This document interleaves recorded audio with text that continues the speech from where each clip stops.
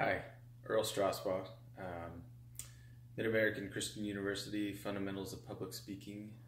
It's March 31st, 2018.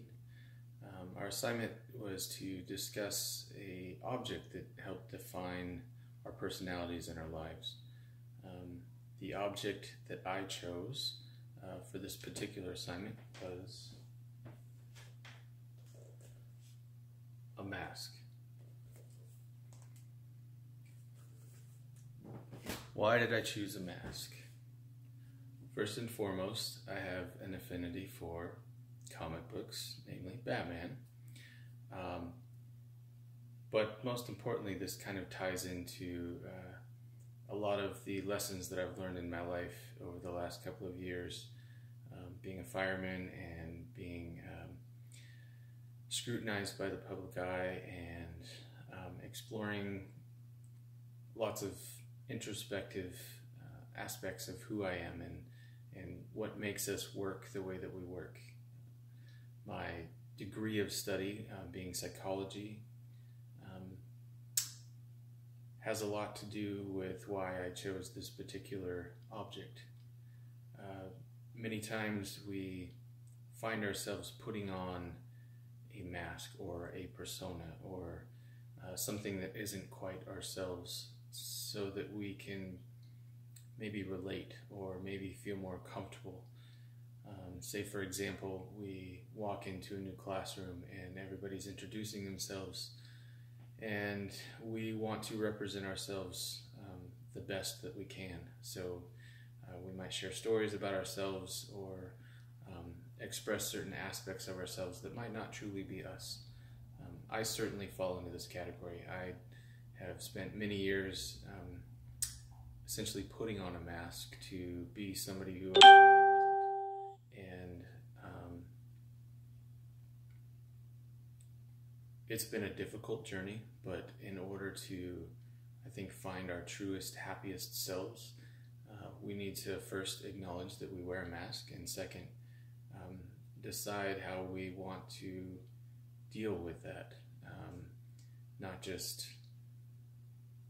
Not just removing the mask, but accepting that we have been wearing a mask and that we mask a lot of our activities and our behaviors and our personality, and then how we need to break that down and feel comfortable with ourselves.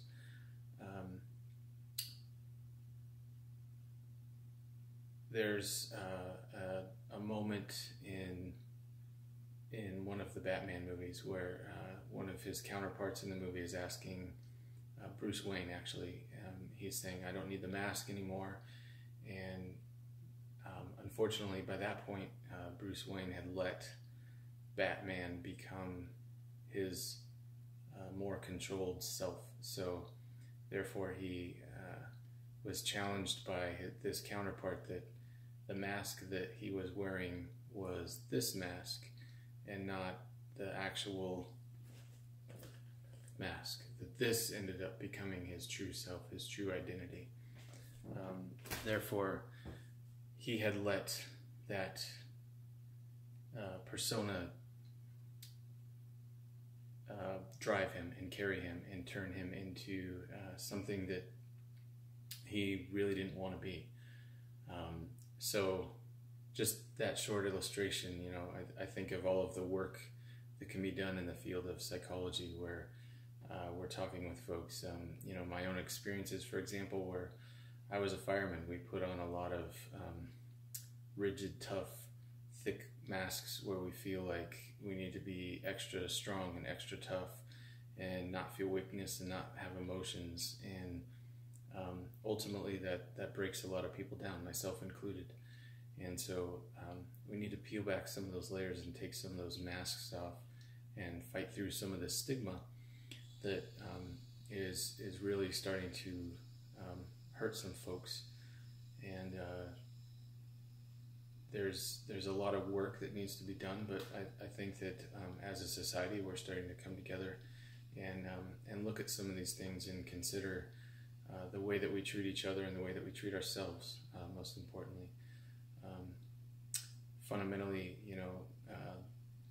God didn't create us to all put on a mask and act like somebody that we weren't, that He didn't design, or that we feel like maybe we need to have better control of that, or that we can conduct our lives better than maybe He had intended. And a lot of times that's where we find ourselves going awry in the midst of some really significant struggles. So in conclusion, this is it's personal, it's deep. I get that.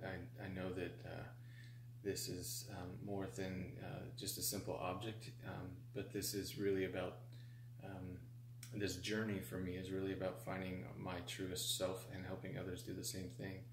And I think that starts with acknowledging that we all put on masks from time to time, with our friends, our family, work, school, social media is a big one. We wear it frequently. So it's time to take off the mask and figure out who we are. Thank you very much.